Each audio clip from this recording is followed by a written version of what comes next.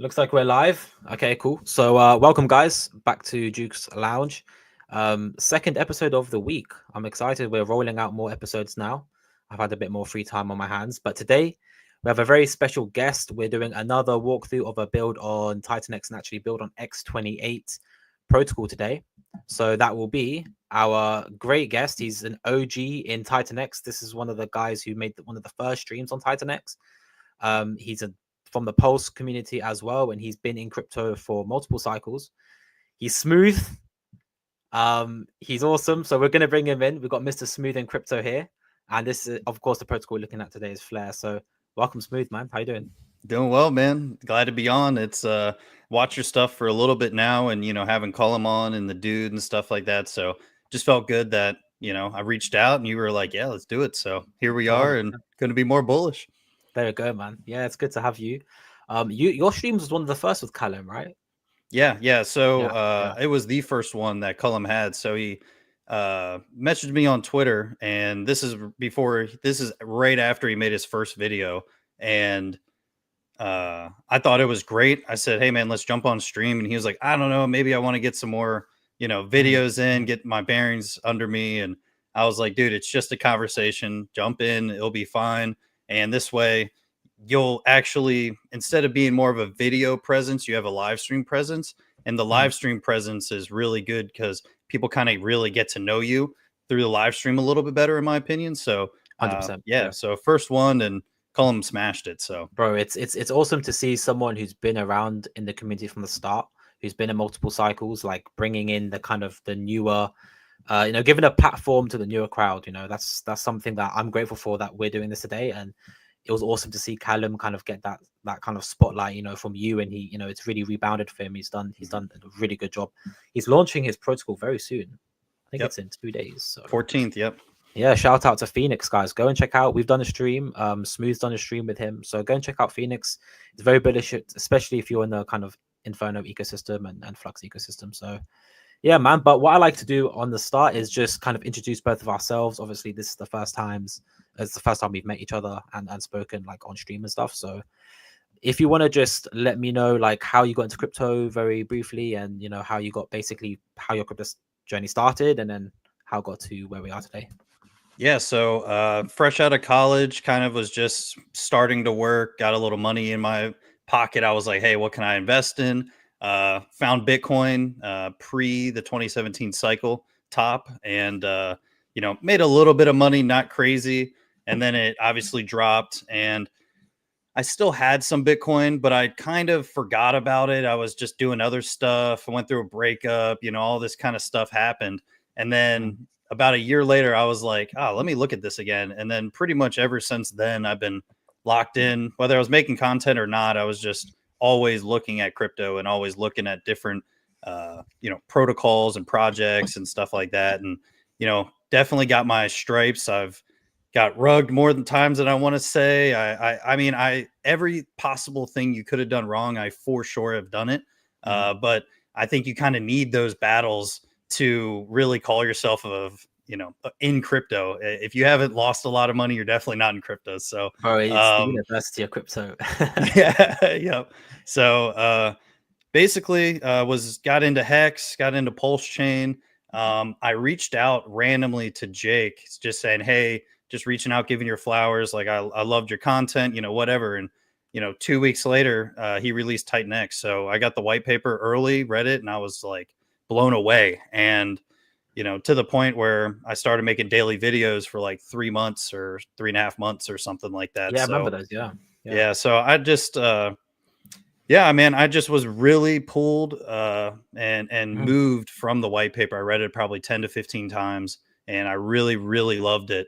And so kind of, put my voice where my mouth is and really talk about it to other people. And here we are. Yeah. It's so cool because I feel like, you got into crypto just out of university or college. And I kind of had a similar journey, like I was still in university. I was in my second year. That's where I started here, because that's like when the bull run was going crazy.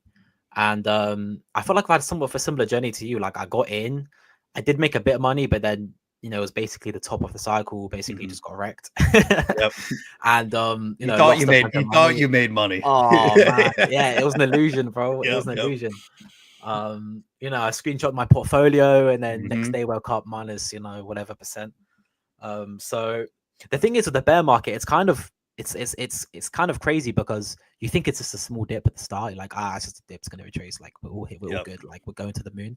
And then it kind of like goes sideways for a bit, then it just dips again, and you're like, oh wait a second, we're now down like minus 50%, like what's going on? And then before you know it, it's just completely gone. Yeah, you're down um 95% before you even know it within a month. it's It's wild. rough. Yeah, Mhm. it's rough. But like, sorry, I had to have some tea. For me, like the kind of hook, like I got hooked on crypto from that start because I saw the potential. Yep. And that's why I stayed in the game. I have been through a lot. Like, bro, I've been rugged. I invested in some project like early on, which didn't. It was one of those VC type projects that it launched and they promised the whole platform, but they launched the token first. Yep. I got in on the token and anticipating that this amazing platform was going to come out, it was going to be this amazing thing. Yeah, that platform never came out, and Yeah. they completely rugged the whole thing.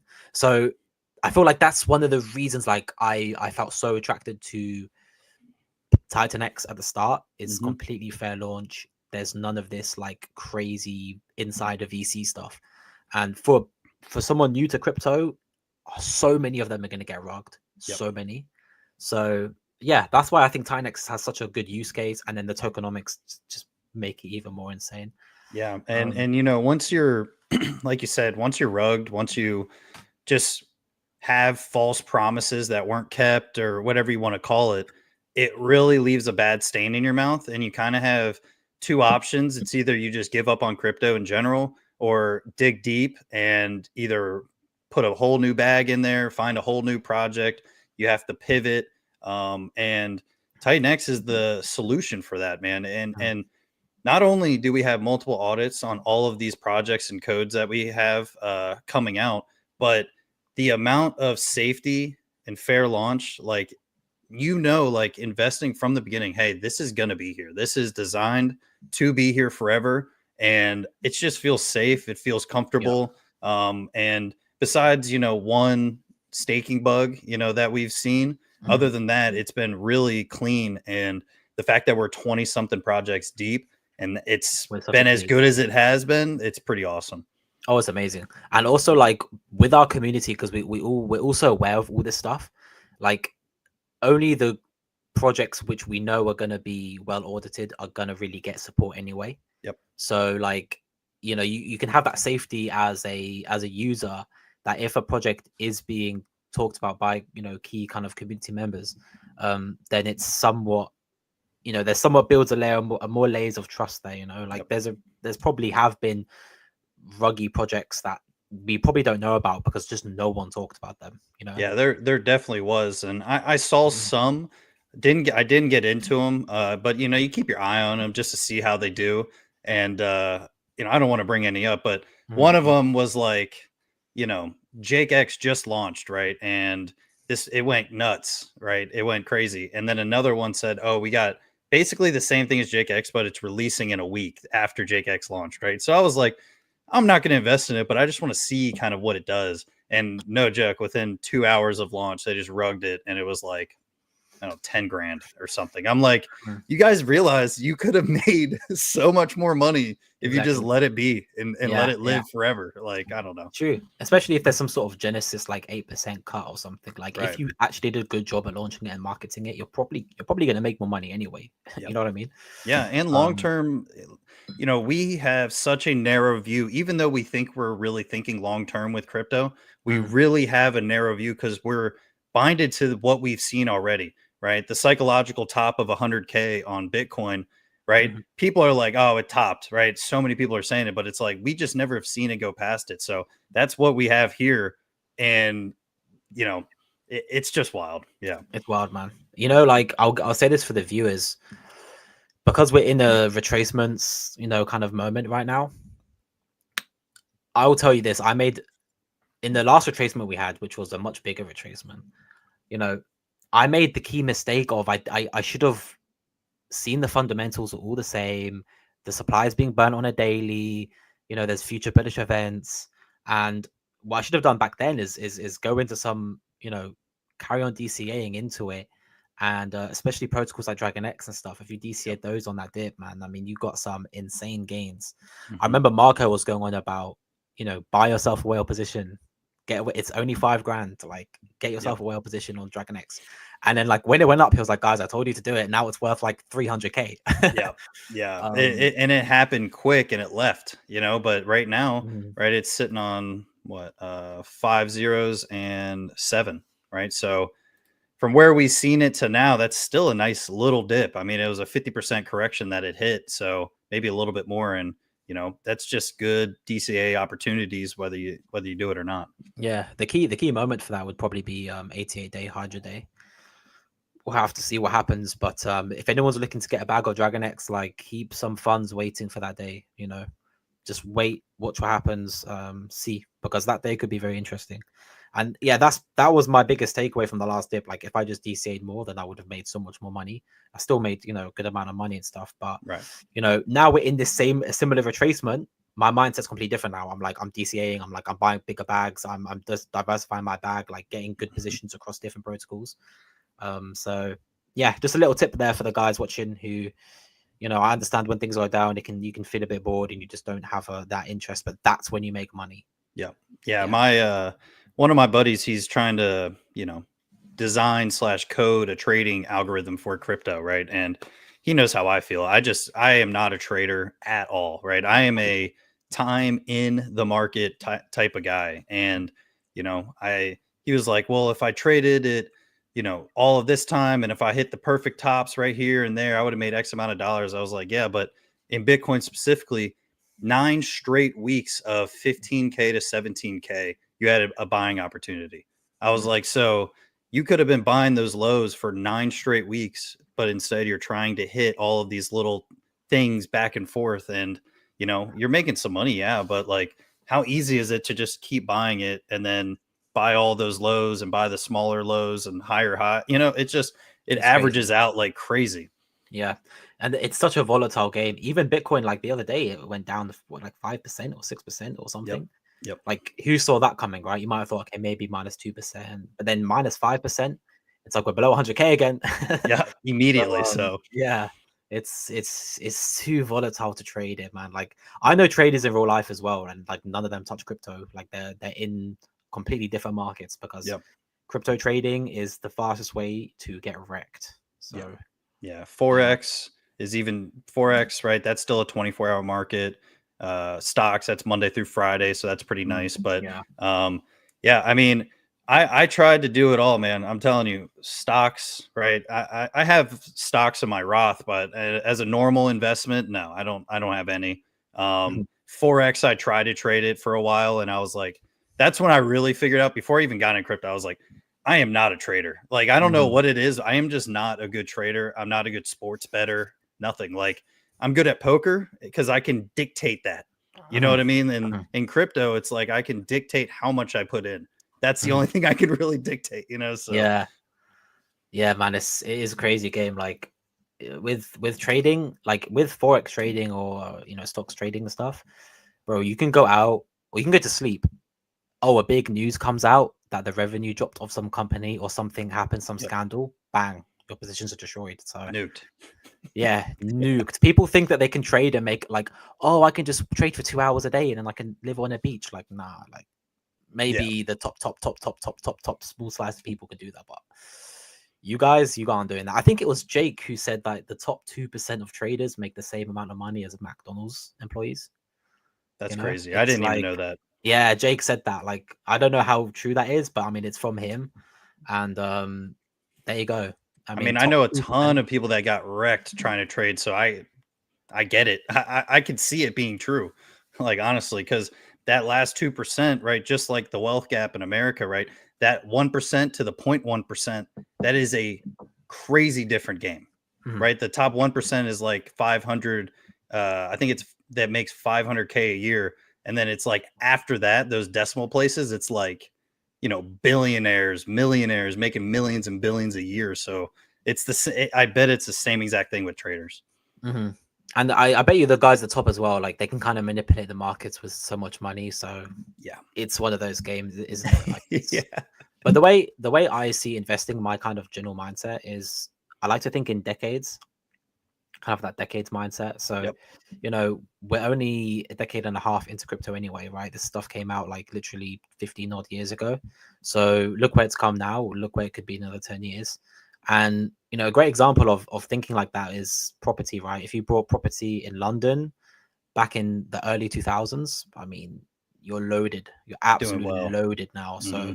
you're doing really well. You've made a lot of money. So I just think the same. I think, at one point it was land. At one point in the 1900s, right? Like in the beginning of all that, you wanted to buy land. Now it's, you got to keep up with the times. Right. So let's get into the stuff now. We'll go Cool. into the protocol. Right. So yeah, man, it's exciting. It's different flair. It's got its own flair to it. Yeah. You know what I Yeah. mean, I man? like that. Yeah. Yeah, it's got its You're the own first flair to person it. to say that. I like that. I might. Yeah. Okay, let's just open up the thing here. Let me just make sure we are actually where we're meant to be. All right, yeah, let's just start. Hopefully that is large enough to see. And Yeah. I'm gonna full screen this because I think you can see stuff. There we go. Yeah, that's better. There we go. So yeah, Flair walkthrough. We have myself, Jukes the Great, and Smoother Crypto, who is the founder. So very excited here. This is a great opportunity for everyone who has read the right paper, to get, and including myself, just to get more knowledge out of, the founders. This is a great opportunity for everyone to learn, and I like to break things down with diagrams. So I feel like it's just makes things visual, and that's how I like to learn. Yep. So let's just let's get into it. So I started with the key features. And yeah, these are the key features of the token. So you might notice here a lot of stuff that we see in other tokens, but it's put together in one protocol in a very unique way. So yeah, guys, this is gonna have so one of the things I really like here, so it's deflationary, daily auctions. We're gonna get into these in more detail, but it's got X28 minting. Yep. You know, I mean that's Yeah. that's really bullish. I mean, how long was the development? Did you start this with X28, like knowing Yeah. it's going to So be so X28? what happened was so Flare will be able to take two inputs. It'll be Ethereum and Titan X, right? And I think that's still an amazing thing to do and keep that, right? And then X28 came out and I immediately knew I had to pivot. Right, I knew it was the game was changed, everything was different. So I was thinking, how can I utilize X28, but do it in a little bit different a way? Because the easy thing is just keep it as an input and use it as an input, and there's nothing wrong with that. That brings a certain level of adoption to X28 as a whole, obviously being seen through Shogun, right? Mhm. But one thing I could do is try to auto mint X28, force the use of X28, but also keeping all of the economic energy within the system while burning 38% of the Titan X. So Wow. I Yeah. just, that was like the last minute that added a couple weeks to the Mhm. build. We would have been probably almost releasing now if I didn't do that, but Yeah. it was worth the extra time. It's worth the extra money. I was like, I don't care. I said, this needs to happen because it fundamentally keeps Flair the exact same way, but it just adds that little cherry right on top Mhm. that you're like, Mhm. wow, that's nice. I like that, Yeah. you know?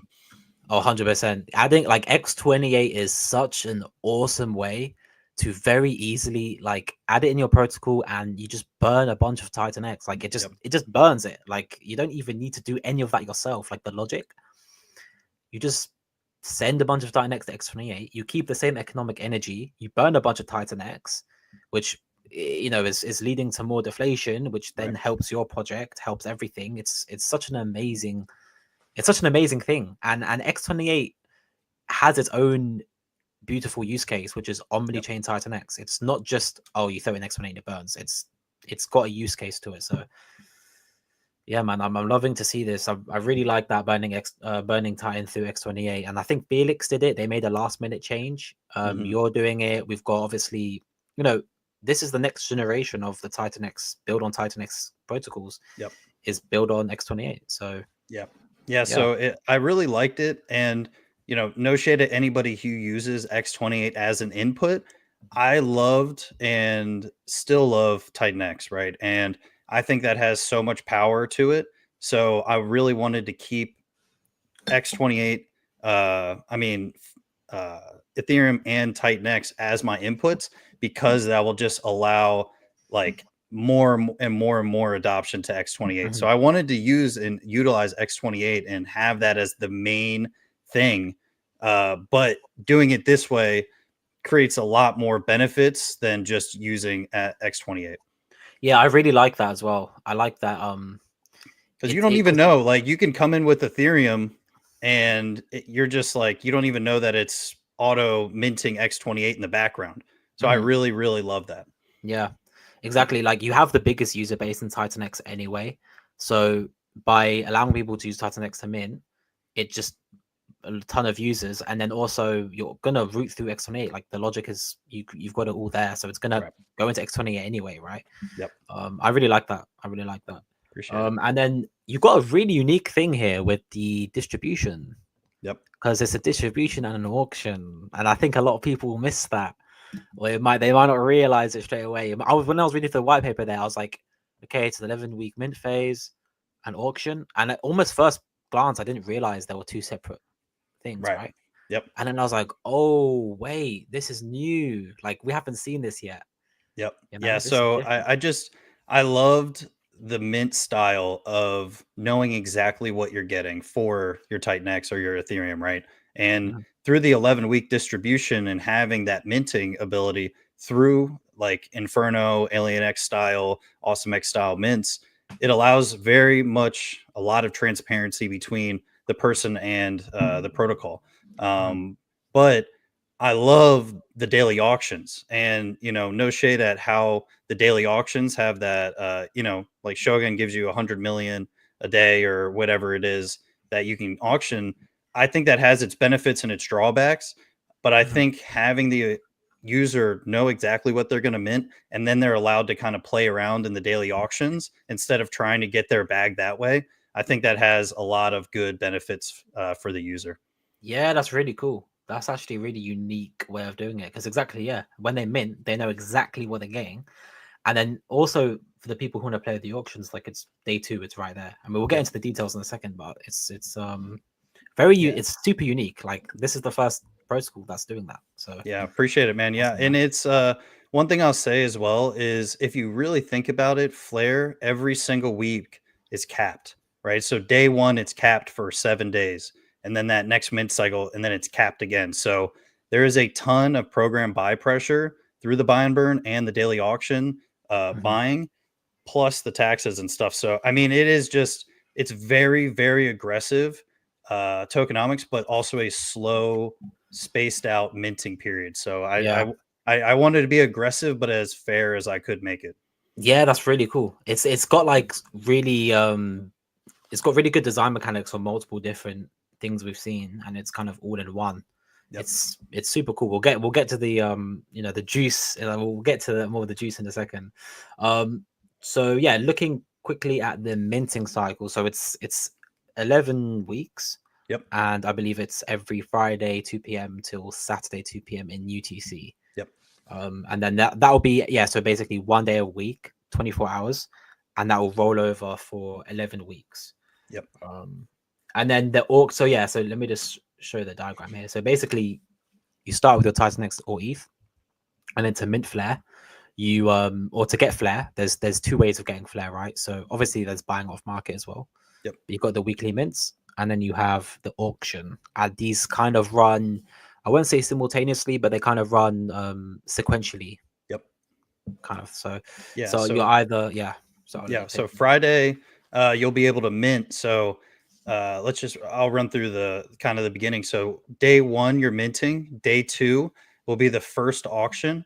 And then Yeah. it's every day after that, except the mint days. So I almost wanted to do both on the same day, but I was like, let's just dumb it down a little bit. Let's allow the user to know, like, okay, Friday's only minting, daily auctions after that. So, and then after that, the daily auctions will run forever after 11 weeks. Yeah, well, yeah, exactly. Yeah, they run. Yeah, exactly. Runs a perpetual, and that has a ton of key benefits to it. Yep. We'll get into those obviously as we go on, but yeah, so you got you got the weekly minting and auction. So for those who don't know, what we've seen in our ecosystem so far is you have minting, like you have mining protocols, minting protocols, and auction protocols. Those are kind of the three main ones. And what Smooth has done here is he's combined minting and auction. He's combined two kind of ways of attaining the token distribution. He's combined them, so that's really cool. That's the first time we've seen that. And I just had a little, so I kind of simplified the mint ratio allocation because if Mhm. I did every week, it would carry on all the way Yeah. down here. Yeah. So I did the first 2 weeks, and then I've got a little formula. But I mean, most like if you want to find out what it is, check the white paper, guys, for that particular week. I did write a little formula so you can figure out as well, and then I've got week 11. So it starts off at 1-to-1, and then week 2 you got so week 2 mint. So this is the minting phase here. This is not the auctions. With the minting, the ratio is deflationary. Well, it decreases over time. So Yep. the amount of flare you'll get per Titan X is going to steadily decrease at quite a steady rate. It's not super aggressive decrease, but it's a nice steady rate, and it's spread out. Yep. Yeah. Yeah. So I really wanted to. This was a little bit of a last minute change, but with more thought. When we were thinking about it, was if the biggest thing for minting is what's the ROI that week? Is it profitable to mint? Obviously, people are going to get in if they want to get in, regardless if it's profitable or not. But some people like to play the profitability game and saying, all right, if I mint and I sell right after I mint, I'll make 20% or 10% or whatever the case is. So allowing the flare to drop only by 0.02 every mint week should, in theory, bring a good ROI with how aggressive the auctions are. So definitely wanted to be, like I said, as fair as possible. And I think only dropping 0.02 is pretty fair while still, at the end of the day, decreasing. And this protocol, guys, has a nice way of dealing with the people who will just mint and then dump it. It's got its little mechanics there to deal with that type of stuff. So just to quickly look at the formula here, for anyone who does maths, they can probably understand this. Otherwise, look at the white paper. But basically, yeah, I'm not going to get into explaining that. It's not that complicated. You can just follow that if you want to figure out. But then also just check the white paper. It's all in there, and it's just there. Yeah. Much simpler. And then yeah, it goes down to 0.8 flare. Yeah, so the last one will be one Titan X will mint you 0.8 flare. Yep. Yeah. So kind of did the opposite of a lot of other protocols. They had a pretty aggressive drop off. Alien X was 0.08, Inferno was 0.05. Goat X is going to do 0.02 as well. So it'll be nice to see that. They'll probably release before we do. But yeah, so it'll be good to see. And like I said, I wanted to create fairness, but at the same time do it a little bit different than how other people do, just as a, see what happens kind of thing. But also I like the way it looks, it's kind of twofold.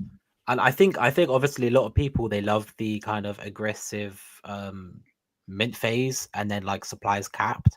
Yep. But then we have seen in some protocols, and this is not shade on those protocols, I think they might have got unlucky with timing because Titan started dipping a lot. But like Alien X, like a lot of the mint cycles weren't profitable towards the end. And perhaps if they rolled it over a bit more smoothly, then they would have got more participation in the Titan X going into the protocol. So yeah, I think I like actually it being a bit smoother there, because then at the end of the day, there's hopefully going to be a nice amount of Titan X that's entering. You won't get like non-profitable mint cycles. Right. I think that's key, right? Yeah, and it sucks just market timing and what the cycle or part of the Titan X life that you release a project. I think that's everything, right? I mean, we seen with Helios, right?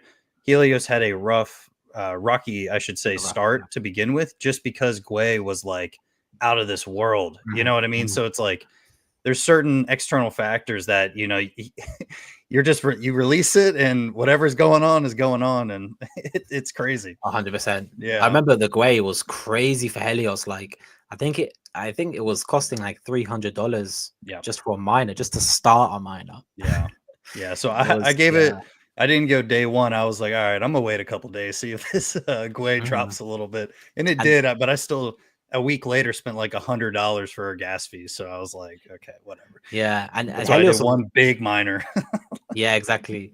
And yeah, Helios was another one that if you got in, started mining it when Titan was on a huge dip, those you would, or you were able to buy so much Helios at that cheap price, or Yep. you were able to make such cheap miners because Titan was just so cheap. So yeah, man. I mean, keep an eye, guys. Keep an eye out on these protocols that are out now because you want to get your bags set. Right, so we're gonna go to, so yeah, that's the mint phase, and as we showed here, there's a mint phase, and then there's also the auction phase. So we're just gonna run up to the auction phase. Oh no, is this the allocation? Yeah, okay, so this is the allocation. We'll go over the allocation for Titan X Yep. and ETH. So yeah, so basically whenever there's a mint phase or an auction, so auctions start on day 2 and they roll over until the next mint, which will be like they'll run for like 6 days, and then is that right? 5 Yeah, the days? daily Yeah, auctions will be 6 yeah, out of 7 days. yeah, 6 days, and then next day you have the mint. So basically, all of the Titan X or ETH that comes in from these mints will be allocated like such here. So you got 44% goes to the buy and burn. I do need to stress that I believe that will go route through X28 as well. Yes.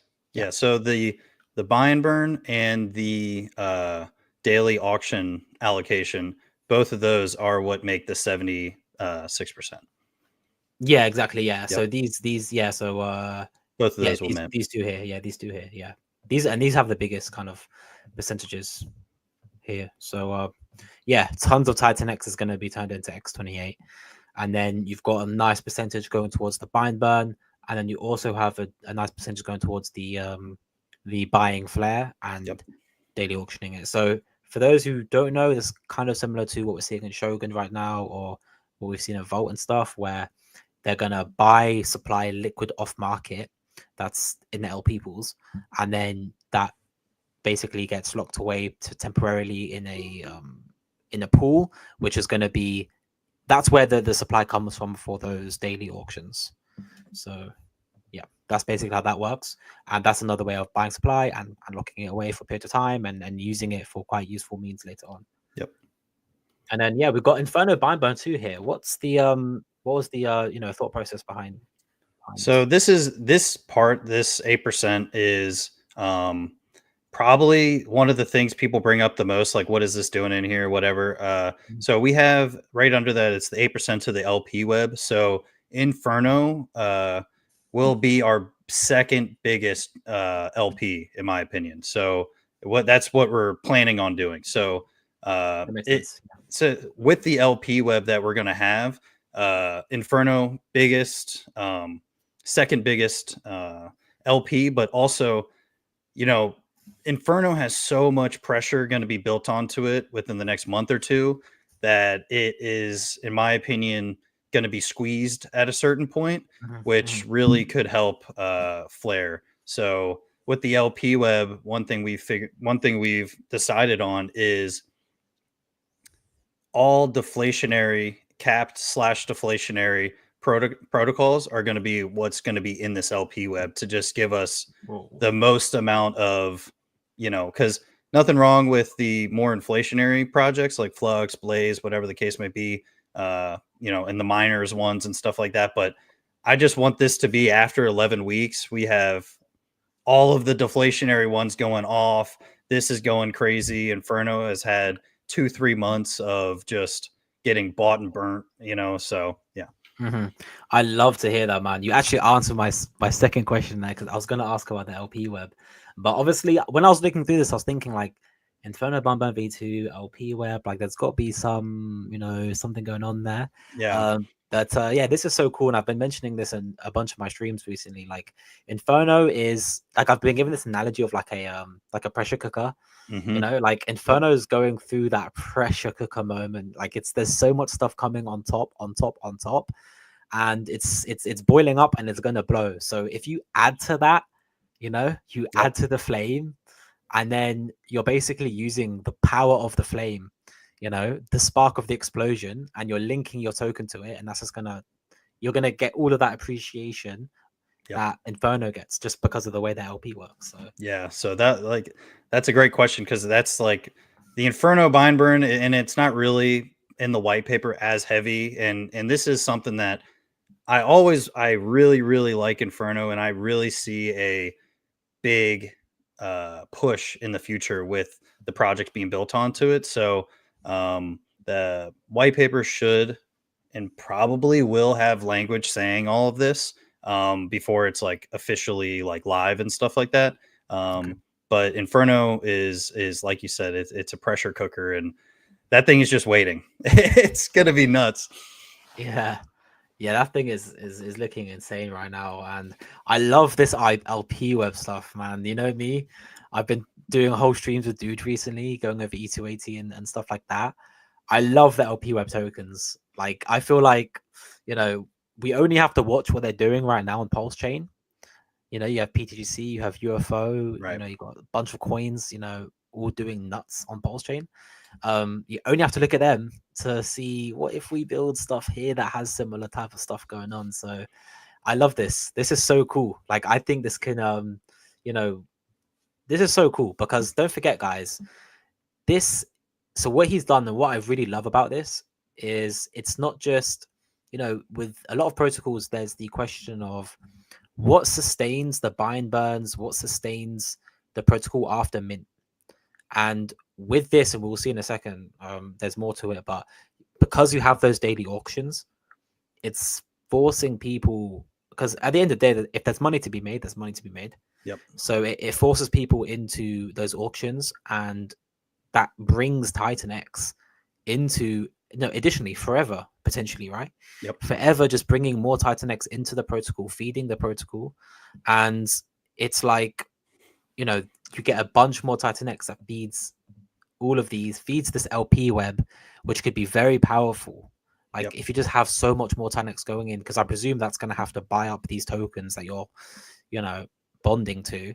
Yep. And yeah, that's and one thing I'll add to it as well is we really and I really wanted to accept ETH. I think a lot of new projects' goal should be not only accepting ETH but also trying to bring new ETH and new eyeballs from the Ethereum blockchain onto Titan X. So whether Titan X gets crazy pinched in the future, let's just call it 5-10 years from now, you'll always be able to come in with Ethereum no matter what. So I think that's just really powerful. And, Ethereum is in my opinion, a forever hold, and it's 100%. just going to be more powerful in the future. So having that Titan X and Ethereum was really important. Yeah, definitely. Yeah, man. I could talk to forever about these LP web stuff. I absolutely love them, but I think we'll move on. And if anything comes on into my mind, then I'll probably bring it back up. Cool. So yeah, quickly LP pool creation. Just for the people out there who do want to see the stuff. Basically, you got it's gonna be the main pairing is X28. Now I didn't know the second main pairing will be Inferno. So bear in mind, guys, there's gonna be an LP web. So the LP will be be a lot. much, yeah, the LP is going to be a lot more complicated than what we're seeing here, but this is just the initial creation of basically the first main LP. Yep. Is going to be with X28 and Flare, and I believe there'll be basically whatever you can buy off market X28, you're going to try and pair it and mint an equal amount of Flare. Yep. Is that right? Yeah. Cool. So is that going to be like ratio wise, like basically 1-to-1 ratio? Yeah, we're going to try to make it 1-to-1. That just allows the growth of the LP, I think, in my opinion, really healthy, and it's not out of whack or anything.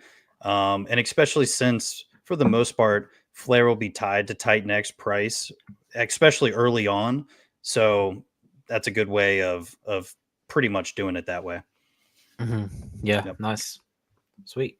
Yeah, so there's going to be Inferno and Flare as well. Will be probably the second one set up, but like he said, every hyperdeflationary asset, this is going to be linked to it. So for all my element lovers out there, my Alien X lovers, anyone watching who's in PTGC and those types of coins, keep an eye out for this one. Yep. And this one is, it's unique. It has that perpetual auction. It's going to be continually getting buy and burn, and it's going to be continually getting more Titan for the LP web. So this could be a strong LP web. Yeah. The people might be shocked. This LP web could be very strong. I know Shogun's right now. I mean, Shogun's leading the way with building an absolute monster LP web. Yep. But you know, you got Alien and you got Element as well, and this one's gonna be way up there with those daily auctions. And they're all going to be compounding back into themselves. So it's going to be forever growth of an LP. So all the fees it's being made are going to be reinvested on every single LP. So Amazing. forever and always, in theory, it should be growing if people are using the LP. Yeah, so this is a so just for those who don't know, this is a Uniswap V2 pool. Yep. And one of the awesome things with Uniswap V2 is it auto compounds all the trading fees back into the LP. So just people trading it, they're building that LP. Yep. And especially with the web, one of the reasons why this is so bullish is when you have a web, you have, you know, arbitrage opportunities, bots will come in and trade it. But as they're trading it, they're building the LPs themselves. So that's awesome stuff there with Uniswap V2. So yeah, that was a little detail. I did add that there, but no, I'm glad that you brought that up because you reminded me of my own diagram. And it's really powerful. They're full range LPs, so no matter what happens, they're all the way on the right and left of each LP. So it's like any amount of trading in there will constantly be growing it. Yeah, awesome. And then like even the buy and burn is going to be growing this. Yep. Because buy and burns are going to route through this. Yep. And the auction. Yeah. So there could be a lot going through these, which is gonna, you know, add to all of these. Here we got Keto. I like that. Keto showing some love. That's good to see. Appreciate that, Keto. Yeah.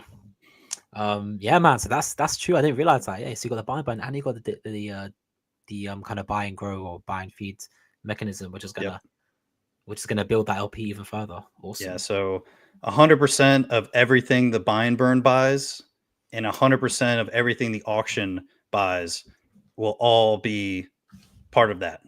Yeah. So this is going to be, I'm just going to write it quickly, fed by. So it's going to be fed by our bots, buy and burn, and auction. How do I say it? Auction buy. Yeah. We'll go like that. So yeah, guys, that's going to grow that LP position just naturally.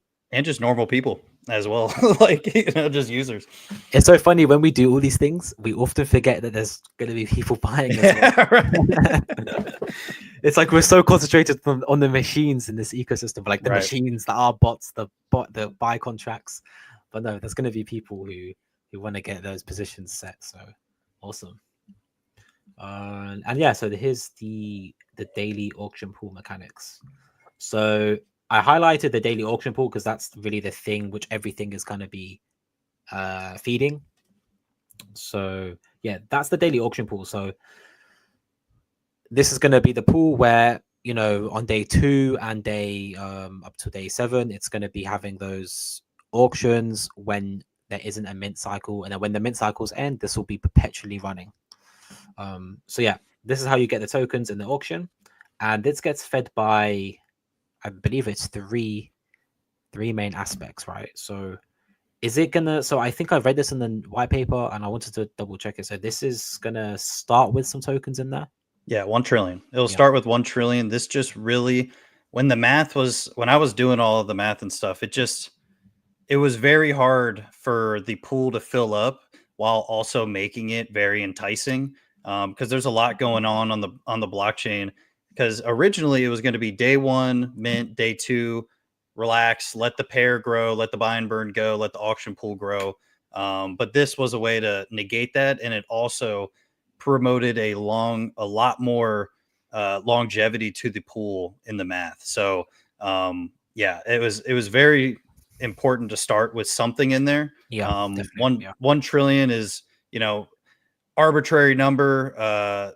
In theory, it could have been 10 trillion, it could have been 100 million, but 1 trillion in our ecosystem isn't that crazy. So yeah, it's true. And this will be, don't forget, the idea for the starting ratio is 1-to-1 with X28 anyway. And that's going to have something that's going to be in the trillions of supply, I presume. I don't know if it is now, but it probably will get to that. So yeah, it's going to be bonded to that. And Yeah, that's cool. And we'll see in a second. This doesn't all come out like in one day of the auction, so Right. you don't need to worry about a trillion tokens coming out one day. That's not going to happen. Yep. And then yeah, the other way it gets fed is obviously from the minting here. So you've got 32% of the mints and auction, Titan X or ETH is going to come into X28, and then it's going to buy Flare. I should have added that. Yeah, it's going to buy Flare, and it's going to get added into this pool. So, yep. And then also, this is, we haven't mentioned this yet, but this is something I'm very bullish on because it works with the LP web. Taxes. So there's going to be a buy and sell tax. We'll get into it in detail, but for all you need to know now is that will allocate tokens, Flare tokens, back into the daily auction pool. Yep. Yeah. So easiest way to do it. You don't have to buy it. You don't have to do nothing. It's already Flare. So just immediately through those taxes, just sends it to the daily auction pool. Amazing. Yeah. And that at the start during mint phase, during the 11-week mint phase, is going to be quite aggressive. Yep. You know, so it's going to be quite aggressive to start with. Yeah. Which is cool because that's, you know, during that mint phase, we're seeing with Shogun and other protocols, like it's just going to take off supply from the market and then it's going to put it in here. So that's cool to see. It's delayed inflation almost, even though that it was already on the market technically. You know, it's a really weird thought because it's the auction pool is technically part of the liquid supply, but it's like it's going to be a while for all of those to hit the market, and people are either going to hold them or sell them, and if they sell them, everything's getting bought the next day. So it's a hard thing to wrap your head around that this is actually part of the liquid supply. Yeah, definitely. Yeah, because that's user supply at the end of the day. Yep. Everything that comes from the taxes is something a user probably had. So yeah, cool. Yeah, so the taxes are going to happen if a user buys or sells, a RBot buys or sells. If the buy and burn buys anything, that's also getting hit with taxes. If the auction buy does anything, that's also getting hit with taxes, all at the same time, and that's every single day, programmed in every single day. Yeah, programmed in. It's a form of inherent, I don't say buy pressure, but it's, you know, like it's I mean the taxes have a buy and burn to them, right? So it's a buy and burn v0 is automated in the code, and then you've got, you know, anytime people buy and sell tokens, not only they're going to burn tokens, they're also going to send it back to this auction pool. So Yep, exactly. So it was really a healthy part of the ecosystem, because if, let's just say, for whatever reason, the daily auction pool gets low at some point and nothing is really going on, you know, whatever the case may be, if anybody's buying or selling, or the R bots are buying or selling, no matter what, it's going to be filling the pool and it's going to be burning. So just wanted it to be, as you know, nothing wrong. Like we love buy and burns in Titan X, but nothing wrong with just a straight burn, in my opinion. Like it's either way, it's gone forever. It definitely didn't have that little extra buy pressure on it, but overall, a good burn's a good burn. No, exactly. And don't forget, like, buy and burn is buying through the LP. Yep. So whatever's in the LP, that's effectively how much tokens that buy and burn can deal with. But the taxes is dealing with actual user supply. Yep. This isn't a random burn of some team allocated supply that's never going to hit market anyway. They're just burning it. This burn is users. It's user supply. So I think it's really good to have multiple forms of burning, and not just all in on the buy and burn, having some form of actual user supply that's being burned.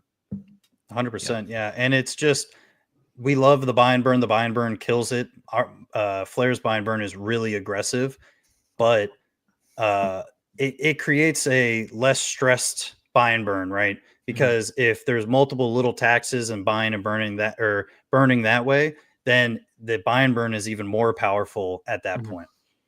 Does the buy and burn get taxed as well, or is that like a whitelisted? Okay, yeah. So buy and burn, because it has to buy through the X28 Flare LP, so that'll get taxed as well. But also everything after that is completely burnt. So It's Awesome. Yeah. it's really sweet. Yeah. And the buy auction as well is gonna be taxed. So Yep.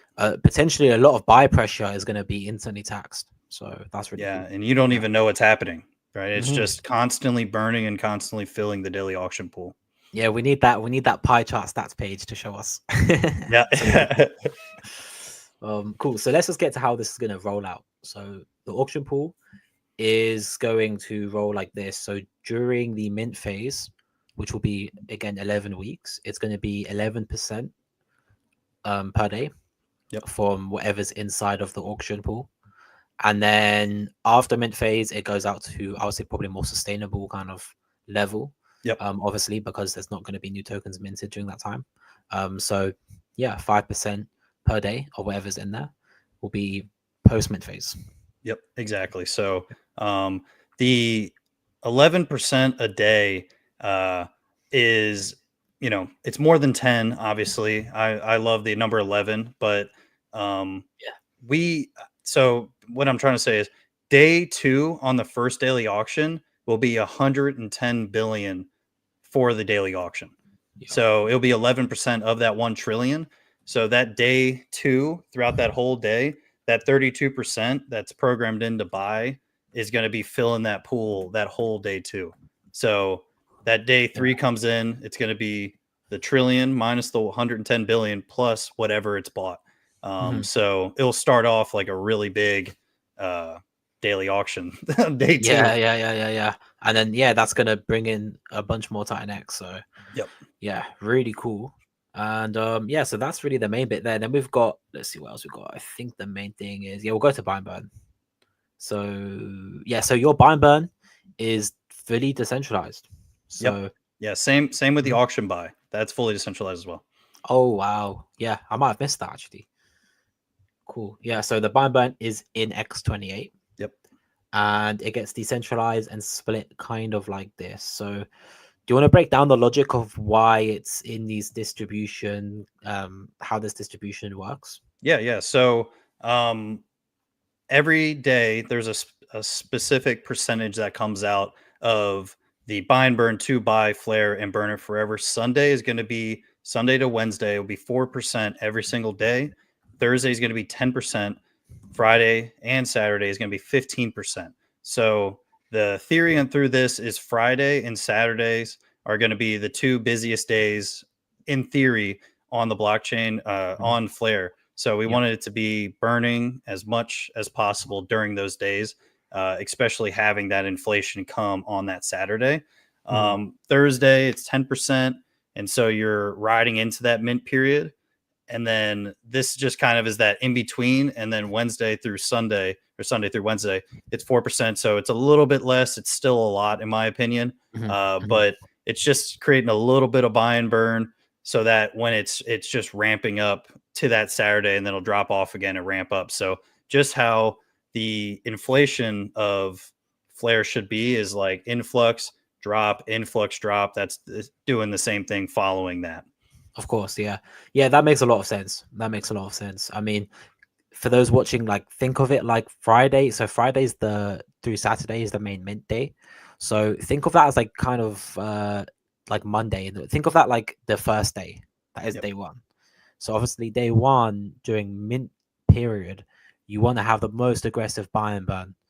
Because it pushes ROI up. When people go to mint, they see they can get a bunch of ROI. It just makes a lot of sense, right? Yep. And obviously, people are minting tokens into existence right now. So you want to be aggressive, and then everything they're minting is going to be feeding those, replenishing those buy and burns as well. So Yep. you want to be the most. It makes the most sense to be aggressive, definitely on during mint day. It makes Yep. the most sense.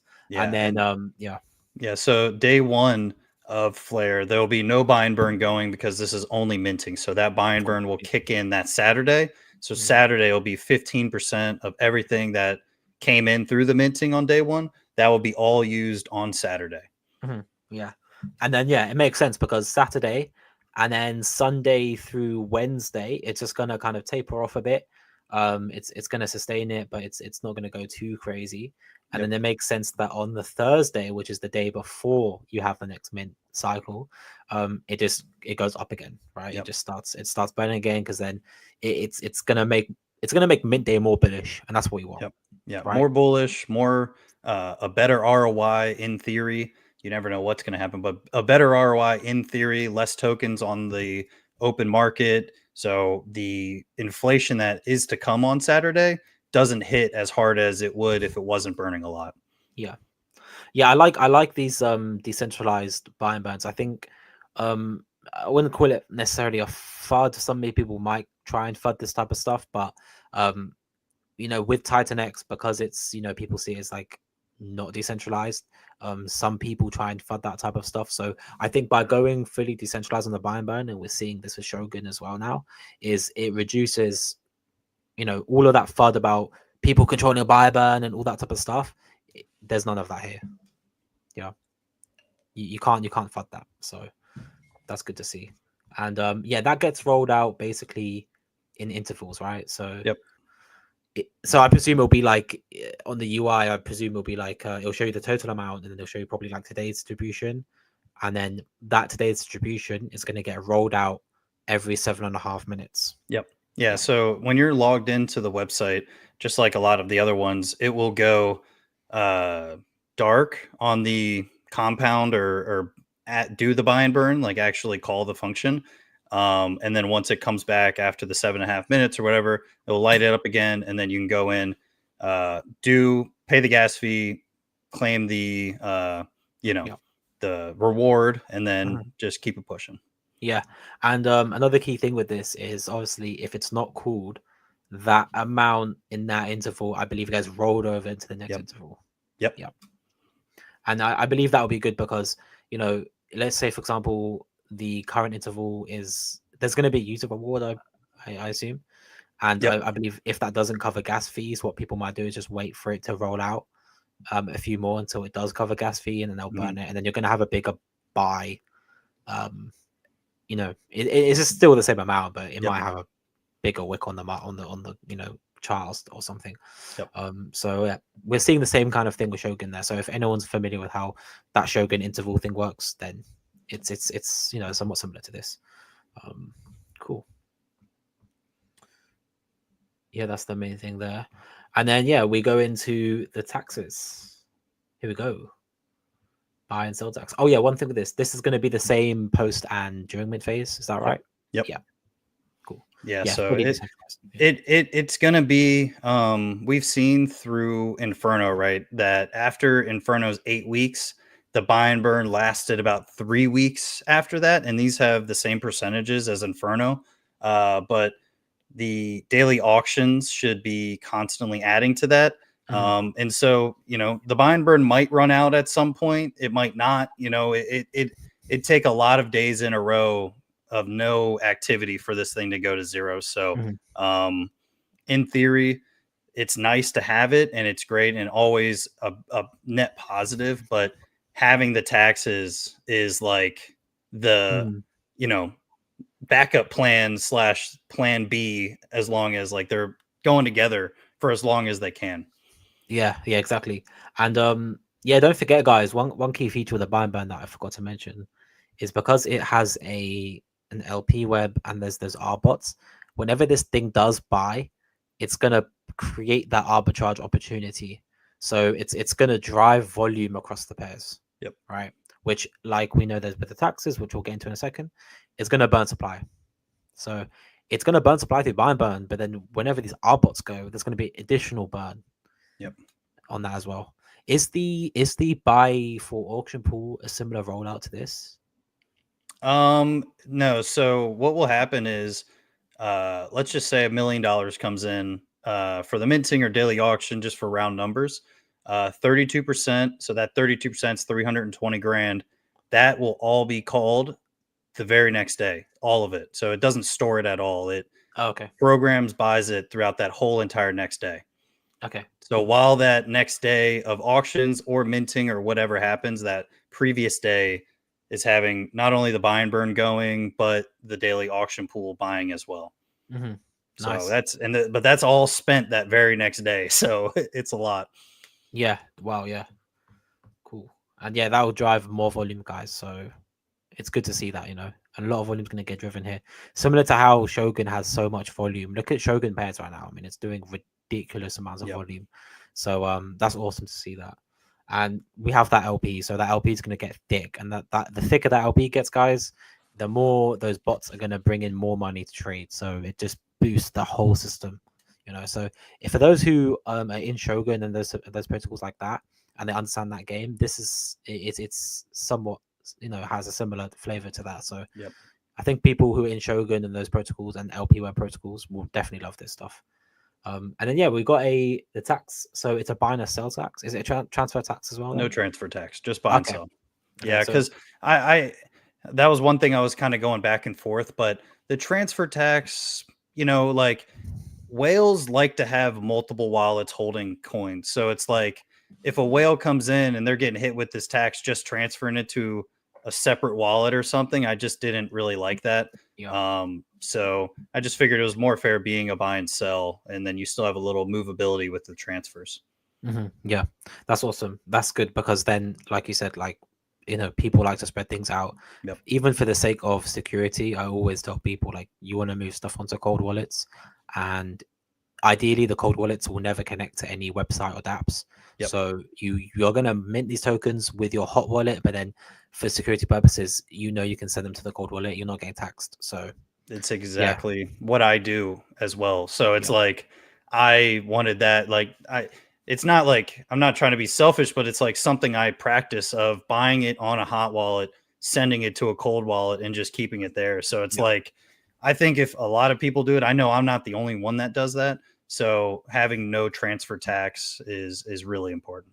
Yeah, that's really cool. I like that. And then with the tax here, so there's a mint phase tax and a post mint phase tax. Were you watching like Element and seeing how they did that, and then you thought that's a good idea?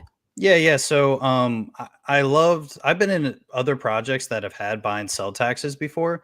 Element did a great job with theirs, and we've really seen that 16%. No one even cares if they're in profit or making money off of it. So 8%, obviously, with the war tax of Shogun, that's 8%. I think it's really good, and I debated whether I should do an 8%, continue the 8% after, and I think it would be really powerful if I kept it there. But I know a lot of people like the fluidity of no buy and sell tax at all. So I compromised and did 2.8% on the after mint. So yeah, I like the Yeah, drop off. yeah, And as a user long term, I like it being less taxed, in my yeah. opinion.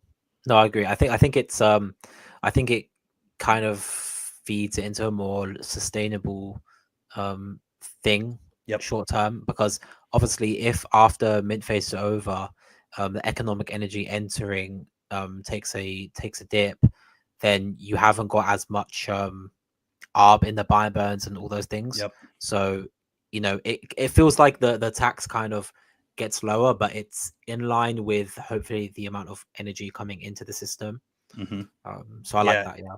Yeah, and you have to think, right? These R bots that I've had basically 11 weeks of growing the LP and growing with the LP web, immediately dropping to 2.8% after that. So these trades that they've been doing that were profitable, right, on 8%, Mhm, now they're earning an extra additional 5.2% on mhm, every mhm, single trade. So it's like, in theory, after the mint phase is done and we have all these LPs and they're grown and they're looking really mature, they're just set off. It's like, hey, here's an extra 5.2% on every one of your trades just mhm, immediately. So it's like, mhm. in theory, the bot should go even harder and level it all out. Oh man, we would love to see that, man. Bro, I'm gonna have to make a whole new another deck screener watch list. I've got one for all these protocols so far. There's gonna be one for Flare as well. That's Um, awesome. Yeah. yeah. So yeah, so it's gonna start 8% is the Hmm. total buy and sell tax um during mint phase over 11 weeks, and that gets split up like this. So yeah, man, that's aggressive amount of buy and burn there. 3.5% is programmed intrinsic buy and burn. It's basically buy and burn v0. Yep. That's what me and dude kind of called it. I like So we've that. kind of got buy and burn v0 there, and then we've got the daily auction pool there. So I presume because they're going to be both 3.5%. If you're looking at the stats page, they should have an equal amount. If that is represented on the stat page. Yep. Yeah. Yeah, They should they have an should equal have an amount. equal amount. You know, I think we'll have it. I think with my stats page, I just want liquid and burned. And then the other stats are on the individual burn page, daily auction page, mint page. Yeah, Yeah. And nice. then, Titan X Hub will have eventually a ton of stats on it. So 100%. And yeah. yeah, if this gets added onto premium as well, guys, definitely keep an eye out for that. And Martin's a very busy guy, but if it gets added on there, that'll be really cool to see, all that stuff. Yeah. And after Matrix is released for Mike, I think his schedule is going to be a lot. Uh, he has a lot of plans for Titan X Hub. And I know after he releases his project, it'll be a lot better. Yeah, I think he's been mentioning some stuff. I'm very excited to see what he brings because that could be an underrated thing. I think he mentioned about bringing in more ETH, Yep. Through that. So whatever he's got planned, I don't know what it is, but that could be really cool. Another way to It's bring in more ETH. really really cool. He's done a couple streams about it now. But he has a patient I don't know how you even call it. Like it's like a delayed gratification like pool or something. It's like the longer you stay in there, the better your rewards are and whatnot. So this is going to be the first one that does that. So I'm pretty pumped to see how that works out. Yeah, definitely. Yeah, he's got that. Is it what did he call it? He gave it a name, didn't he? Like some sort of patience, long term gratification. Yeah, I don't know. I totally forget. I'm blanking too. I'm blanking on it, man. Yeah. Once the white paper, I really dig deep into the white paper, I'll know better. But Yeah, I mean, I'm planning on doing a stream with him on it, so I'll make these diagrams for it. So that'd be there should sick. be there should be a whole thing on there, and then yeah, so post mint phase it goes down to the 2.8% total, Yep. and that gets again evenly split. So the daily auction pools evenly split between the burn, and then obviously there's the Genesis, which goes from a 1% to a 0.8% there. This tax will be on Flare, right? Yep. Yep. Yeah. So buying it off the open market, selling it on the open market. Yeah, because I think there's some tax tokens that they tax like a different currency. But yeah, so it's gonna tax the Flare. Yep. Obviously, that makes sense because of the daily auction pool, and stuff like that. So, yeah, was there any like particular reason you chose to do it evenly between the daily auction pool and the ban? Yeah. So it's kind of comes back to what's more important. Is it burning as many tokens as you can or filling the daily auction pool? And in my model that I made, it really made I'm torn between whether it's better to burn it or hold it, you know what I mean, long Mhm. term, because the auction pool is technically a delayed, it waits to hit the market eventually. Mhm, So mhm. um, the more Yeah. math I did behind it, it just made good sense to do it even. Mhm.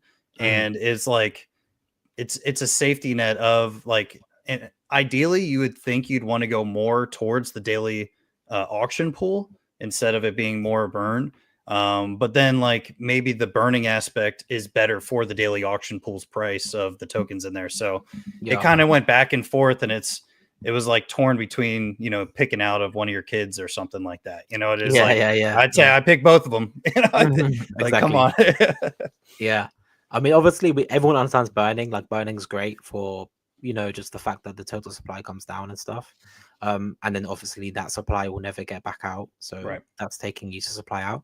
But one of the cool things with the auction pool is obviously that is a way of bringing in fresh liquid Titan X back in.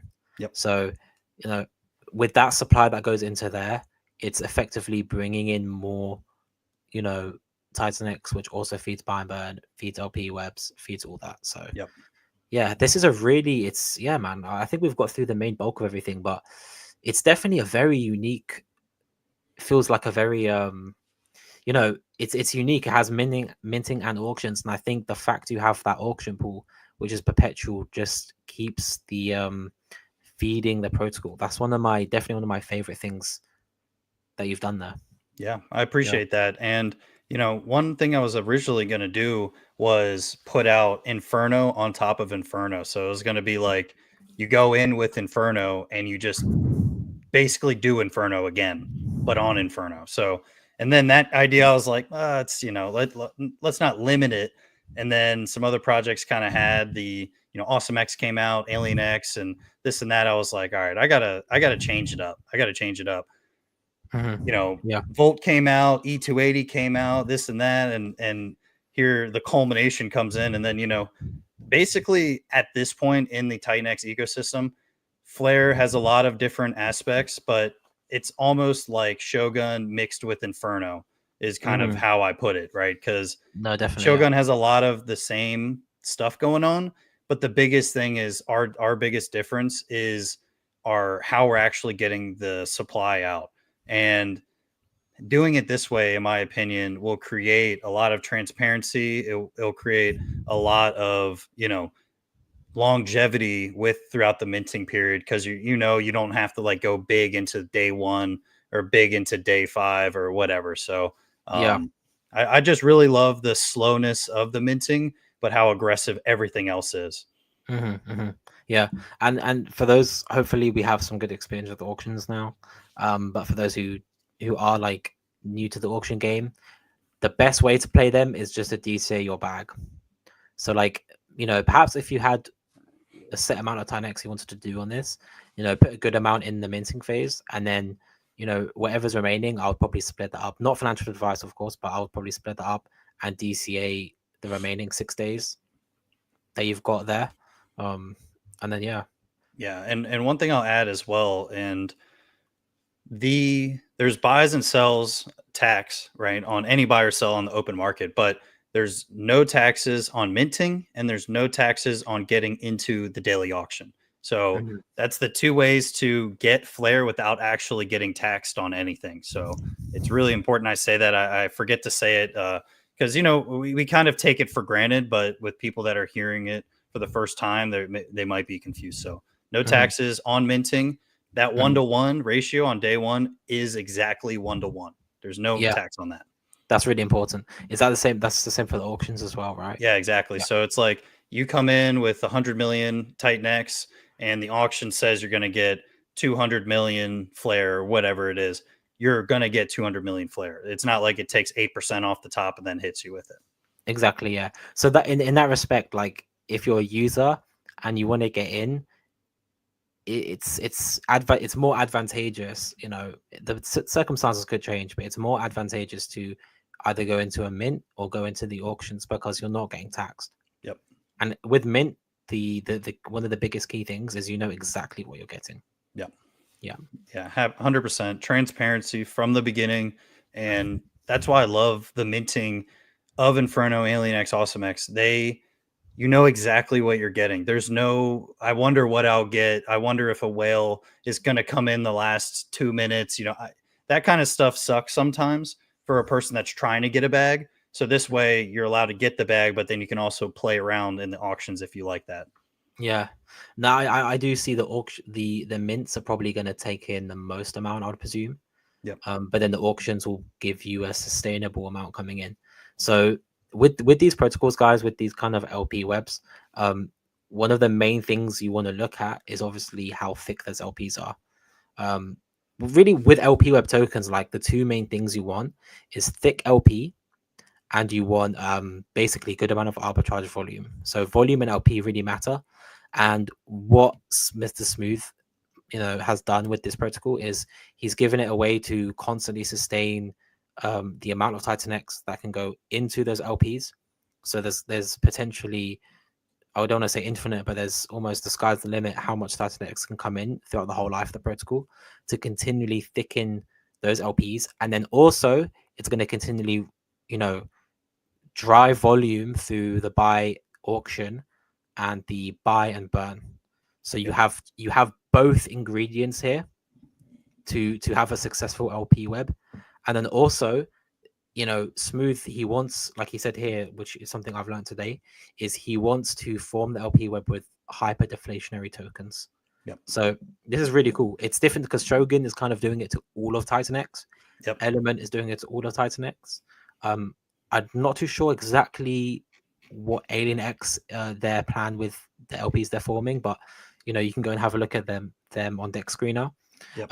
But this is going to be with all the hyper deflationary stuff. So this is going to be like bonding with all of the pressure cookers in the ecosystem that are just building up, Yep. and it potentially could be crazy, right? Because if you form LP webs with the most, in theory, the most coins with the most upside potential, Yep. then you're giving all that upside potential to Flare. Yeah, absolutely. And I have a list of some of the ones that we're going with. And obviously, having this percentage built into the protocol will allow us not only to thicken LPs, but also add new ones in the future for future protocols. So, Mhm. this is going to be exactly what it is at the current thing. So, this was a week ago when I wrote this. But so you got Dragon X, Volt, Inferno, Morpheus, Alien X, Baby Dragon X, Legend X, Scale, Element 280, Viper, Turbo, Shogun. So it's like those are like the most deflationary slash capped ones right now. And Mhm. then obviously all of the Volt pillars, right?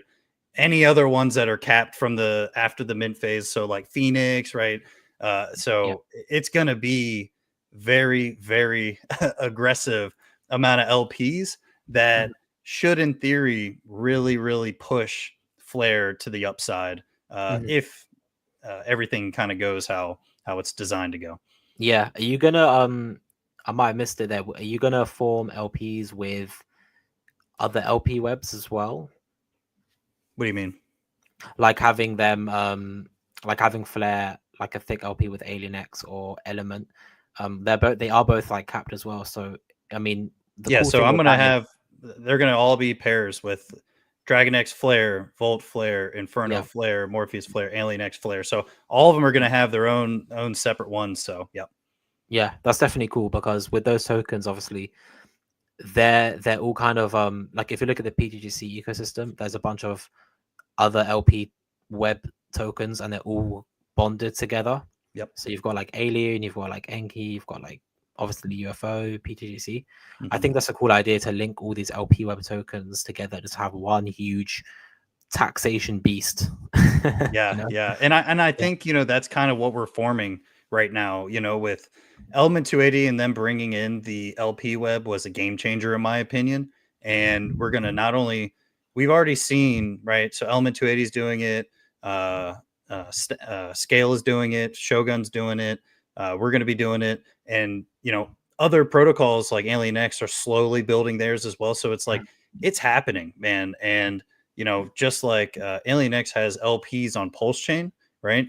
Taurus in the future, Cryptographics' project, that's also going to create an LP on Pulse Chain as well. So we're like going multi-chain regardless of what's Bro, going we're on. taking over, man. Yeah, yeah, Yeah. What that, you know what? I have to give you a lot of credit because I did put out a tweet about this in the sense that basically what I said was one of the reasons why I'm so bullish on this ecosystem and that I really believe we're going to win so big is because all the builders in here, we're looking at what what works within the Titan X ecosystem. We're innovating it, we're improving it, we're adding more elements to it, but we're also studying protocols outside of our ecosystem, yep, and we're watching. Oh, what did they do? They did really well. Instead of just bashing them and being like, terrible coin or something, we're looking at those coins outside, like PTC and all these things, and we're saying what worked for them. We're studying those, what elements worked, and we're bringing them into our own ecosystem. You know, mhm. Yeah, I'm so bullish that we're doing that. yeah, yeah. And it's sick to see that we really are a very accepting, very innovative community, in my opinion. We really have each other's backs. We're really trying to push the envelope. I mean, the stuff that people are talking about building in the future, and what Steve's doing, and Dude is doing, and Jake is doing, and Eric's doing. It's really crazy how every single time something is released, it's pushed the boundary that a little bit more, a little bit more. It's a culmination of a different set of mixtures than this one, and it's going to be just so cool to see kind of longevity of what advancements do we make, and then what pieces can they add to a new project from those other advancements that we made. So Yeah, it's bro. it's going to be insane. Bro, we're really some PhD level research on the Yeah. edges of tokenomics, man. That's basically all I do. So, I've always wanted to build a project and I never felt like it was the right time, right do it. I didn't have a team behind me. I tried to code it myself and I just am not a coder in all honesty. I'm a FA fundamental analysis, macro analysis kind of person. So, me feeling so good about this ecosystem and the community, having builders behind me that really do it and they're really good at it, and knowing that I'm going to get audits on it, it just has so much. Every single project that releases on Titan X is like, hey, this is going to be newish or Mhm. brand new. This is audited code, and you know exactly what you're going to get. It's very transparent, and Oh, there's 100%. no yeah. So I love it, and I'm just too bullish on the Yeah. ecosystem in general. Like I've made this analogy before, I believe with Callum, but I really feel like we're almost like the Roman Empire of crypto. Like we're so just fundamentally strong. We're building our little town on Yep, ETH, and this is going to expand into literally everything. Pulse chain, it's going to expand into Base, Solana, like all these other chains. We're going completely omni-chain. I've called it the great conquest of Titan X. Like we're literally I like that. we're gonna take over, like, and we're not hurting those chains by doing that. We're bringing more volume to them. We're bringing more, Hmm. users. That we're giving the builders more to do. And you know, this might seem like super off topic, but when you look at past civilizations that did really well, like if you look at even the Mongolian Empire, one of the reasons they succeeded so well was because Genghis Khan, he like took great commanders from tribes they defeated. He didn't kill them. He was like, join us and we're just gonna grow like crazy. Yep. And that's what I believe we're doing. Like people from, I'm sure Jake has mentioned it, like Solana builders reached out to him. People from all over are reaching out because there's money to be made here. There's meritocracy, and we have this such a insane, like, you know, um, ethos to building and all that stuff that people come in, they build, and it just grows and expands and expands and expands, and they bring in your user base.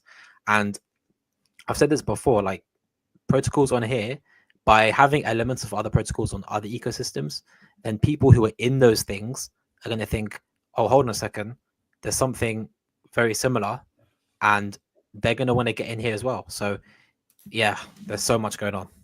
I can speak forever on this stuff. Yeah, yeah. Well, it's good to have, I try to bring in when I'm talking to people that really don't know crypto. I try to give examples in real world examples of what this means if it was in the real world and what this is doing if it was in the real world aspect. So having like a civilization type of mindset with this, because it really is at the end of the day, it's a community, it's a a building block, right? And just bringing in past things that have happened and what has worked, it's still true to this day, no matter how long ago. It's been battle tested. Mhm. And exactly what you're saying with the Mongols, we get a new builder, he stays, right? We get another new builder, they stay, right? So it's like it's Yeah, gonna keep happening like the that, builders keep on especially when we building. go omni-chain. Mhm. Yeah, like the builders keep on building. I try and tell this to people when the price dips, and they get a bit scared. It's like, the builders are still here, the Yeah. community is still here, streamers are still here, Yeah. everyone's still here, bro. Like, you Yeah. know what I mean? Like dips in the game. That crypto is. There's gonna be dips in the game. People have to Yeah. not freak out and just stay. What got you in, the logic that got you in is still working now. You Yep. know. Yeah, So and like Richard Hart says, volatility is the price you pay for the greatest appreciating asset ever. That's mhm, just what you have to take with a grain of salt. Hey, it can go up 10% or 50% just as much. It can go down 10 to 50%. And mhm, it could happen in a blink of an eye. It is 100%. so new, it's so light. Crypto in general, right? Like stocks don't go crazy like that because there's so much liquidity and money behind them. Our Mhm, stuff is light, right? I mean, we're a couple 100 million, almost even 200 million market cap in total across everything. So it's crazy. like Yeah. when Titan X goes up 10%, everything else goes up 30 to 50% or Mhm, 80% in some mhm, cases. So it's like the bonded liquidity and how small and light we are right now is only gonna it's better than having a big liquidity position, a lot of, so right now we have a big opportunity long term. Yeah. Yeah, huge opportunity. Um, right. So I didn't see any questions. I wanted to see if anyone has any questions, drop them in. Drop them in now. I might have missed them. Um, but what I would like to ask, towards the end of the stream here would be, we've been through the whole protocol and stuff. To summarize it all up, like, what would your kind of elevator pitch be for Flair? Like, how would to sum up the main points, and I'll try and do my own summary as well. So Okay. yeah. Yeah. So I think you could break it down into three different sections. One first section being base level is 11 weeks of minting every Friday. You can come in, take your Ethereum or Titan X and mint Flare, claim it on Saturday, and then daily auctions are happening throughout that whole entire week between the mint period. And then the second thing is there will be a buy and sell tax on everything bought and sold on the open market with a liquidity web of pairs. So these pairs are going to be constantly buying and trading against each other, adding more to the auction pool while also burning. And then the third level is 76% of everything is auto minting X28, which is burning 38% of Titan X. Yeah, awesome. Yeah, the way I'm gonna say is, like, if anyone in here, if they love Shogun, if they love Vault, if they love Alien X, Element 280, and they really love and they're bullish on the hyper deflationary assets, then this is it's almost like the hyper deflationary easy button. Yep. It's like you're by getting into this, you're having a similar system to Shogun and these LP webs, but well, Shogun has the perpetual auctions as well, but one thing that makes this, stand out is it's both a mint and an auction, and the auction lasts perpetually forever. So you never need to be worried about the buy and burn's going to completely run dry, or LP web wallet's going to run dry. Like, there's going to be constant source of income coming into the protocol, and then it's going to basically it's going to expand its Flare empire to all of the hyperdeflationary assets, going to bond with them. And when Titan X moves, what happens here? This is going to move. Yep. And then for all the people who are keeping an eye on deflation on Titan X, this is heavily feeding that. So much Titan X is going to be burnt through simply going into X28. So it feeds that narrative as well. I'm super excited to see the launch of this and how it affects the deflation, and I'm gonna definitely be checking the liquidity and see, watch those liquidity web grow thicker. Yep. And then it's gonna have that volume coming in, and you don't need to worry about that running dry because it has an auction that's perpetual. Yep. And buy and sell tax constantly burning it and constantly adding to it. So I think, it has on the surface, a very, buy and burn daily auction buy. It's like, we got that. And it's like your little back pocket secret is that buy and sell tax is constantly adding to the daily auction pool, and constantly burning forever. Yeah. So like, if there's nothing in those pools, there will be burning at least forever, and there will be always going to be adding to that pool, whether it's small or a low amount or a high amount. And in my opinion, when the auction balance pool is running low or whatever the case may be, it's only a matter of time until the price catches up to it, right? It's going to be either a long time or a short time or whatever the case may be, but eventually, through buying and selling and through these LP pairs and all of this, eventually the price will catch up to the amount, and then returning all of the gears that have already started. So kind of like the minting of Titan X, in the theory of, once it starts going again, everything goes crazy again. And this has that same feature. It's that flywheel effect. Yep. Yeah, man. Massive credit to you. You've put all the elements of stuff that I like. You've made a beast. So this has got everything I like. So I'm very excited to watch this one go live. One question we have from Mr. Keto is there a launch date? Do we know when it's going to go live? Yeah, so no exact launch date as of yet. Obviously, we're in testing phase. We're about to go to our first audit. So I say end of November or end of December, early January. I think if I could get it out in 2024, that is 100% what I want to do. But at the end of the day, I want it to be as safe and as battle tested as possible before it releases. So far, before we're going to the audits, all of the testing has been going amazing. Obviously there's always front end work and UI design and work before the release, but contract wise, everything is looking amazing. So Mhm, before we go to the first audit, I love to hear that. So mhm. Yeah, so late December, early January. amazing. And one more thing I'll say to the viewers is Mr. Smooth here. He's been in crypto for a good few cycles now. He had Bitcoin earlier on. He's got into Hex, I believe, early on. Yep. Titan X early on. Like I'm so bullish watching people who get into great protocols early on because they have the insight to find those great protocols. And now you have someone like him actually building, and he's taking all these elements of what we've seen work and he's putting it into one thing. So that's just super bullish to see. Like, that's why I love to see people who, I love to see people who are winning in crypto. They obviously understand enough to win. You know what I Yeah, mean? So guys, like, we have someone like that building here. That's just insane to see. So yeah, big respect to you for that, man.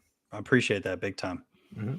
And I guess we'll wrap things up. I mean, my final question would be, what is Flare gonna be your only protocol? Or are you gonna build anything else for Flare? That's my final question. Yeah, so on the surface, I built and designed Flare to be a standalone project. So if I never built anything again, this could just have its life of its own and be long term. But you know, I think it's going to be hard for me not to build something after, just like how everybody else is, right? Like the dude is going on to his fourth project, so it's like I think eventually I will. And it's obviously going to be I want to benefit Flare. Like I want it to, if I make a new project, it comes back to the OG Flare and it will make Flare better while also creating a new kind of subsection in our Flare ecosystem. So Yeah. short answer, probably. Long answer, I just gave it to you. Yeah. Yeah. Yeah. I mean, when you start building, you have that itch to build. Yeah. And a little backstory. I do like remodels, I flip houses, so I've done a lot of different stuff. I used to make clothes, so it's like I've always had a itch to build stuff, create things, whatever, the transform things. So crypto and building a project is just right in line with Mhm. everything I've been doing for decades Exactly. at this point. Amazing. And what a great place to do it on. What a great Yeah. time and a great place to do it on. So Yeah. And yeah. in theory, just to throw a little thing at the end, this bull run is not over, right? And in theory, Flare should be releasing late this year, early next year. In time, I mean, the life of Flare should be perfect timing with the macro, overall sediment of crypto. So it should be a really great 11-week mint period. Onto after that, it should do really well. But the life of minting should be, in theory, like great timing for a project, is what I'll say. Mhm. Yeah. Yeah. We've got some, I mean, historically, this part of the cycle is where things start to go absolutely insane. Yep. I'm sure altcoin season is right around the corner. So yeah, it's like perfect timing. Like altcoin season is literally coming, and fresh new projects now have ridiculous upside. So Yep. yeah, amazing. Yeah, man. So I'm gonna say a big thank you to everyone who tuned in today. We have 140 viewers, which is absolutely insane. So Let's I'm go. really grateful to everyone who's come in, who's shown their support. I've seen Utah Crypto here. We've got Keto, Morpheus, like a bunch of dudes are in here and showing support. So thank you a lot for all of them. We got Mrs. Woodall here as well. We've got a lot of people in here. So I'm really grateful for everyone taking time out of their day to listen to me. I'm grateful for Mr. Smooth to come onto my show and give his support and have this opportunity with him to walk through his protocol and actually hear it from him. That's an amazing opportunity for myself. So I'm super grateful. And yeah, man. Awesome. Yeah, Awesome. Yep. I appreciate you having me on, man. This was a great live stream, and I think we had a great conversation. Yeah. I would love to do follow-ups in the future, when we go live and things happen like that. So we should see each other again, man. Yeah, absolutely. I mean, you're always welcome on my channel. So you know, Yeah. we're gonna do some big streams in the future, I think. Awesome. Well, yeah, we'll keep in touch. And thank you everyone for coming today. Have a good rest of your day. I know everyone's in different parts of the world, so everyone's got different time zones right now. But wherever you are, whether you're going to sleep, whether it's still with the afternoon for you, evening or whatever, have a great day. And we'll stay tuned for the next one. We've got some streams next week. So yeah, awesome guys. Take care.